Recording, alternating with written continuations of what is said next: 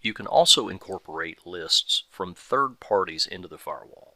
Many customers already subscribe to list providers, and you can create EDLs on the firewall to ingest those lists as well. You define these EDLs under Objects, External Dynamic Lists, and I'll click Add to create a new one. I'll put in the name.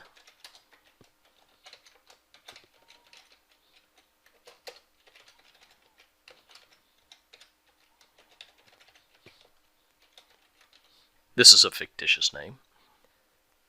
I can create a list based on IP, domain, or URLs.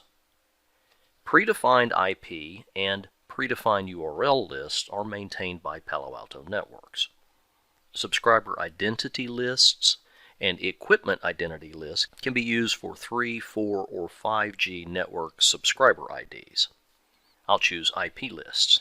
The source is the URL for the location of the list. I'll need to know the exact address that provides the list, and that information should be available from the list provider.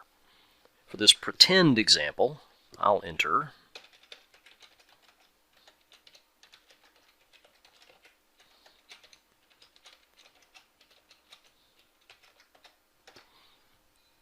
the source might be a publicly available server that the firewall can pull the list from, or it might be a list you maintain on a server somewhere in your own network. If you want to use HTTPS to secure the communication between the external web server and the firewall, you have to configure a certificate profile first. I don't have one available, but the certificate profile field tells the firewall what certificate to use to verify the authenticity of the external web server when it connects and pulls down the list on that host. You can use the Check for Update drop-down list to tell the firewall how frequently to check that web server for updates to the list. The interval can be 5 minutes, hourly, daily, weekly, monthly.